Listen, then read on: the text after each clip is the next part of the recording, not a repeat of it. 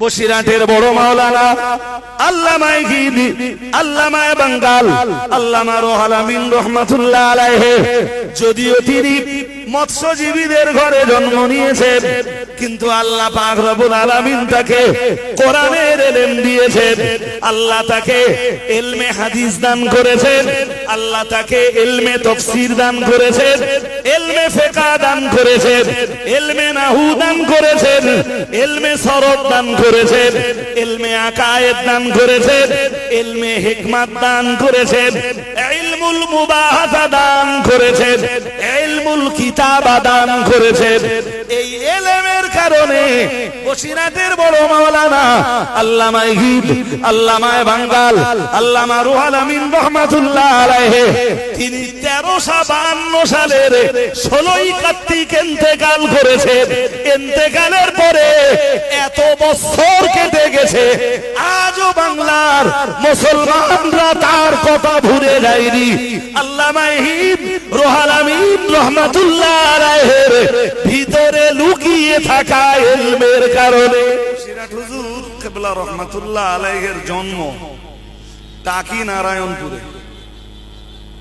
টাকি আমি যতদূর জানি এখন সেই গ্রামের আর অস্তিত্ব নেই, টোটালটা নদী, আর কিছুটা চলে গেছে নদীর ওপার।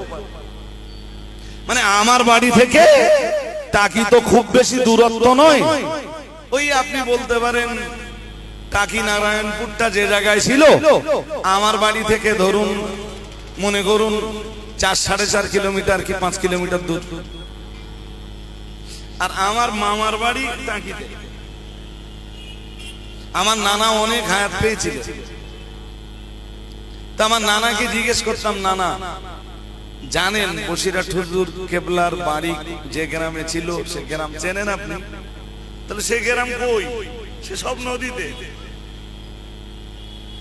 আর বসিরহাট হুজুর কেবলার লাইফ হিস্ট্রি পড়েও আমরা যেটা দেখি তার নিট ফল কি জানেন? তার নিট ফল এটা যে বসিরহাট পীর সাহেব কেবলা কোনো এক সময় স্বপ্ন যোগে ওই টাকি নারায়ণপুর গ্রাম ছিল একদম নদীর ধারে, আর নদী তখন এ পাটটাতে ভাঙছে, এ পাটটা। তো হুজুর স্বপ্ন দেখেছিলেন যে আপনি এখান থেকে হিজরত করুন। হিজরত বোঝেন তো? বোঝেন, এটা বুঝিয়ে বলা লাগবে না। কেউ আবার এই স্বপ্নের কথাটা শুনে হাসতে পারে, কিন্তু হাদিস শরীফে এসেছে লাম ইয়াবকা মিনান নবুওয়াহ, নবীজি জানিয়েছেন নবুয়াতের কোনো কিছু বাকি নেই। নবুয়াত আল্লাহ কমপ্লিট করে দিয়েছেন আমাদের নবীকে দিয়ে। সুবহানাল্লাহ। সুতরাং নবী আর আল্লাহ পাকের নবী জানিয়েছেন লাম ইয়াবকা মিনান নবুওয়াহ ইল্লা আল মুবাশশারা। দয়ার নবী মুহাম্মদুর রাসূলুল্লাহ সাল্লাল্লাহু আলাইহি ওয়াসাল্লাম নবী আমার জানিয়ে দিয়েছেন লাম ইয়াবকা মিনান নবুওয়াহ, নবুয়াতের কোনো অংশ বাকি নাই, ইল্লা আল মুবাশশারা, তবে সুসংবাদটা, সুসংবাদের দরজা আজও খোলা, সুসংবাদের দরজা আজও ওপেন রয়েছে। আল্লাহ পাক রব্বুল আলামিন চাইলে যে কোনো মানুষকে সুসংবাদটা দিতে পারেন। সাহাবারা জিজ্ঞাসা করলেন, ক্বালু ইয়া রাসূলুল্লাহি ওয়া মাল মুবাশশারাত, প্রিয় নবী মুহাম্মদুর রাসূলুল্লাহ সাল্লাল্লাহু আলাইহি ওয়াসাল্লাম সাহাবারা জিজ্ঞেস করেছিলেন, ইয়া রাসূলুল্লাহ সুসংবাদ আবার কি? মুহাম্মদুর রাসূলুল্লাহ সাল্লাল্লাহু আলাইহি ওয়াসাল্লাম তার জবাব দিয়ে বলেছিলেন, ক্বালা আর-রুইয়াস সালিহা আও কামা ক্বালা আলাইহিস সালাম, প্রিয় নবী বলেছিলেন সুস্বপ্ন, সত্য স্বপ্নটাই হলো আল্লাহর পক্ষ থেকে সুসংবাদ। ওই রকম এক সুসংবাদ পেলেন বসিরহাটের বড় মাওলানা আল্লামা গীত রুহুল আমিন রাহমাতুল্লাহ আলাইহি। হিজরত করে আপনি অন্য কোথাও চলে যান, বসিরহাটের পীর সাহেব কেবলা উনি টাকি নারায়ণপুর থেকে হিজরত করে চলে এলেন বসিরহাটের মৌলানা বাগে। কথা বুঝতে অসুবিধা? আমি ওই কথার পক্ষে আরো আদিল্লা পেশ করতে পারবো। অনেকে স্বপ্ন টপ্নর কথা শুনলে হাসে, কিন্তু স্বপ্ন ইসলামের একটা অংশ। ভালো মানুষদের স্বপ্ন, ভালো মানুষদের সুস্বপ্ন, এটাও ইসলামের এক। যদি বাদ দেন তাহলে মাইকে এই যে আজান হয় 5 বারের, ওই আজানের শব্দগুলো ওগুলোও ছিল স্বপ্নে পাওয়া। সুবহানাল্লাহ কি মারি যেয়ে বলবেন? কোথায় পাওয়া? জোর করে বলে না, স্বপ্নে পাওয়া। হাদিসে এসেছে রাসূল বলেন, মার রাআনি ফিল মানামে, যে স্বপ্ন যোগে আমাকে দেখলো, ফাকাদ রাআল হক, সত্য সত্যই সে আমাকে দেখলো। ফাইন্না শাইতানা লা ইয়াতামাসসালু সূরাতি, কারণ শয়তান আমার সূরত কখনো নিতে পারে না। সুবহানাল্লাহ। সরাসরি তো আমাদের সাথে রাসূলের দিদার হওয়ার পসিবল না, তবে স্বপ্ন যোগে কারোর সাথে হতেও পারে। তো হতে যেটা পারে, সম্ভাবনা যেটা আছে, সেটা বাস্তবে না স্বপ্নে? স্বপ্নে, স্বপ্নে তো তাহলে স্বপ্ন পুরোপুরি উড়িয়ে দেওয়ার কোনো কন্ডিশন, জোরে বলুন, নেই। আমার যেটা বলার উদ্দেশ্য, বসিরহাট পীর সাহেব কেবলার আসল বাড়ি টাকিনারায়ণপুরে। ওনার আব্বার নাম মুন্সি দবিরউদ্দিন গাজী।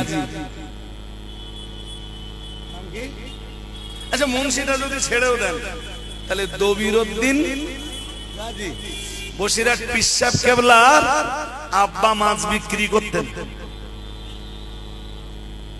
ওনার জন্ম মৎস্যজীবীদের ঘরে। বাংলা জোড়া খ্যাতি কেন ওনার? সারা বাংলা জোড়া যশ কেন ওনার? তামাম বাংলা জোড়া খ্যাতি কেন ওনার? বসিরহাটের বড় মাওলানা আল্লামা গিদি, আল্লামা বাঙ্গাল, আল্লামা রুহুল আমিন রাহমাতুল্লাহ আলাইহি, যদিও তিনি মৎস্যজীবীদের ঘরে জন্ম নিয়েছেন, কিন্তু আল্লাহ পাক রব্বুল আলামিন তাকে কোরআনের ইলম দিয়েছেন, আল্লাহ তাকে ইলমে হাদিস দান করেছেন, আল্লাহ তাকে ইলমে তাফসীর দান করেছেন, ইলমে ফিকহ দান করেছেন, ইলমে নাহু দান করেছেন, ইলমে সরফ দান করেছেন, ইলমে আকায়েদ দান করেছেন, ইলমে হিকমত দান করেছেন, ইলমুল মুবাহাসা দান করেছেন, ইলমুল কিতাবা দান করেছেন। এই ইলমের কারণে বসিরহাটের বড় মাওলানা আল্লামা গিদ, আল্লামা বাঙ্গাল, আল্লামা রুহুল আমিন রাহমাতুল্লাহ আলাইহি, তিনি 1352 সালের 16ই কার্তিক ইন্তেকাল করেছেন। ইন্তেকালের পরে এত বছর কেটে গেছে, আজও বাংলার মুসলমানরা তার কথা ভুলে যায়নি। আল্লামা গিদ, রুহুল আমিন রাহমাতুল্লাহ আলাইহির ভিতরে লুকিয়ে থাকা ইলমের কারণে তার আব্বাকে তো কেউ চিনতেন না। আরে হ্যাঁ না বলবেন তো? আজও বসিরহাট পীর সাহেব কেবলার আব্বার নাম জিজ্ঞেস করলে বহু মানুষ বলতে পারে না। জি, তো বসিরহাট পীর সাহেব কেবলার এত খ্যাতি তার ইলমের কারণে, তার আমলের কারণে। তিনি ইলম দিয়ে নিজের জীবনকে সাজিয়েছেন, জি, অন্যের জীবনকেও সুসজ্জিত করার চেষ্টা করেছেন। একটা সহজ কথা বলি আপনাদের। আমি এ প্রসঙ্গে রাসূলের হাদিস পড়লে, আল্লাহ রাজি হলে অনেকগুলো হাদিস ইনশাআল্লাহ পড়তে পারবো। সুতরাং আলেমে দিন যারা, জি, হাক্কানি আলেমে দিন যারা, তাদের যে সম্মান আল্লাহ দিয়েছেন, তুমি মিটিং, মিছিল, সেমিনার, সিম্পোজিয়াম যাই করো, তাদের সম্মান কখনো কমাতে পারবা? জোর করে বলে না। একটা হাদিস শুনে নেন। হাদিস শরীফ বিবরণ দিয়েছে বুখারী শরীফের সহিহ সনদে বর্ণিত এক হাদিস। প্রিয় নবী মুহাম্মদুর রাসূলুল্লাহ সাল্লাল্লাহু আলাইহি ওয়াসাল্লাম জানিয়েছেন, মন আমার দিকে, আমি শেষ হাদিস পড়ছি। আজকের মজলিস আমি আর বলবো না, আমার নো কন্ডিশন। হাদিস বিবরণ দিয়েছে, রাসূলুল্লাহ জানিয়ে দিয়েছেন, আল আরওয়াহু জুনুদুম মুজান্নাদাতুন আও কামা ক্বালা আলাইহিস সালাম। নবী আমার জানিয়ে দিয়েছেন, আল্লাহ পাকের হাবিব জানিয়ে দিয়েছেন, রূহের জগতে সকল রূহই ছিল সারিবদ্ধ অবস্থায়।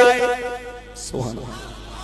আল্লাহ পাকের নবী জানিয়েছেন, বুখারী শরীফের হাদিসে এসেছে, কামা তারাফা মিনহা ইতালাফা আও কামা ক্বালা আলাইহিস সালাম। আল্লাহ পাকের রাসূল জানিয়েছেন, ওই রূহের জগতে যার সঙ্গে যার পরিচয় হয়েছে, রাসূলুল্লাহ জানিয়েছেন, দুনিয়াতে তার সাথে তার পরিচয় হবে। এই হাদিস কার? জোর করে বলেন না।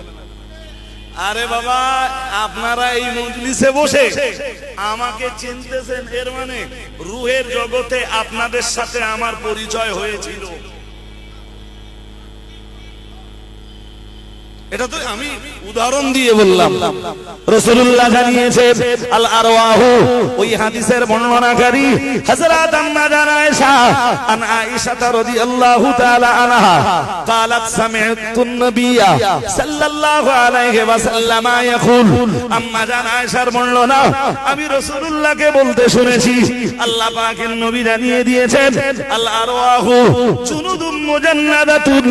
আল্লাহ পাকের নবী জানিয়েছেন, আলামে আরওয়ায় রূহের জগতে রূহগুলো ছিল সব সারিবদ্ধ অবস্থায়। রাসূলুল্লাহ আল্লাহ পাকের নবী পরের অংশে আবার জানিয়েছেন, ও আমার সাহাবীরা মনে রাখো, ও আমার উম্মতিরা মনে রাখো, আমি মুহাম্মদুর রাসূলুল্লাহ সাল্লাল্লাহু আলাইহি ওয়াসাল্লাম, আমি আল্লাহ পাকের নবী বলছি, ফামা তাআরাফা মিনহা ইতালাফা। রাসূলুল্লাহ জানিয়েছেন, ওই রূহের জগতে যার সাথে যার পরিচয় হয়েছে, দুনিয়াতে এসে তার সাথে তার পরিচয় হবে। আর একটু আওয়াজ দিয়ে বলেন জি।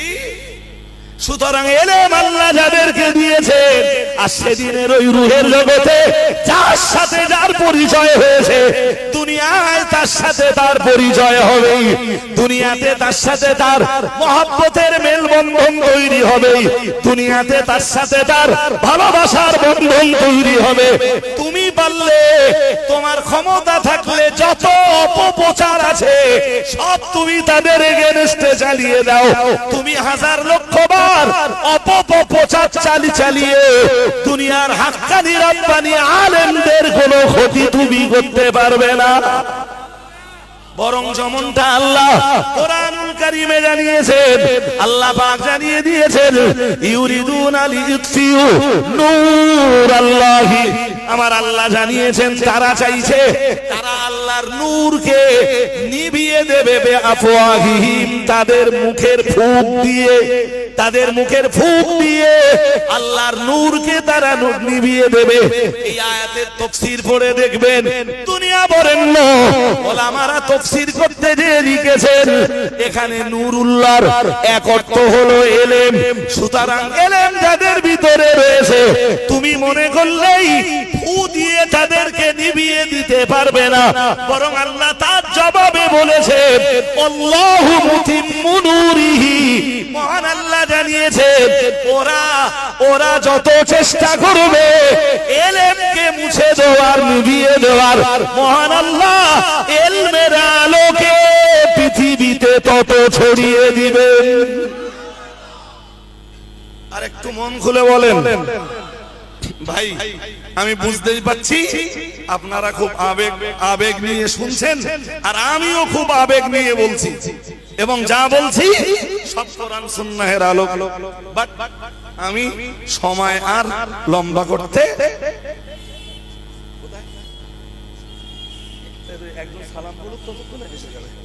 জি আমি সময় আর লম্বা করতে পারছি না।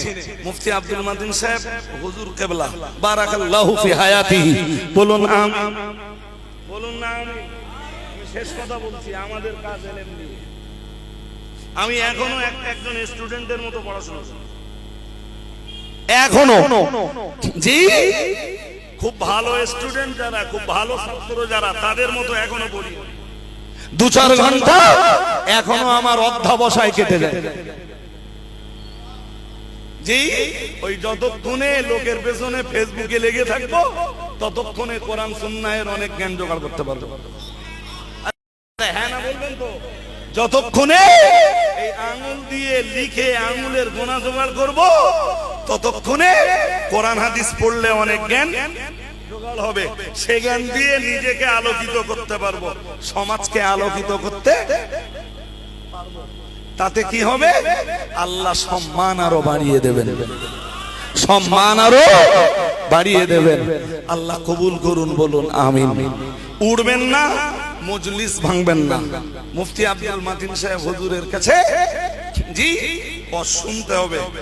আমারে তো তিনি রাস্তা দেখিয়েছেন এই সমাজ। আরে আমি যখন 2008-এ আলিয়া ইউনিভার্সিটিতে পড়ি তখনও আমি বুঝিনি যে সমাজ কল্যাণমুখী কাজ কি, তখনও বুঝিনি।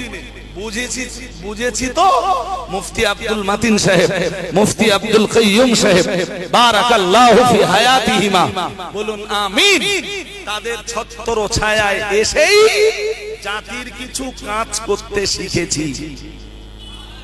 জি, খাদিজা মাদ্রাসা চালাচ্ছি। এক সময় মাদ্রাসা চালানোর কোনো অভিজ্ঞতা ছিল না। কোনো অসুবিধা হলে এই হুজুরদের কাছে ফোন করতে হতো, আজও ফোন করতে হয়। তবে এখন অন্তত পরিচালনার সিস্টেমটা শিখে গেছি। ত্রুটি বিচ্যুতি বেয়াদবি ক্ষমা করুন।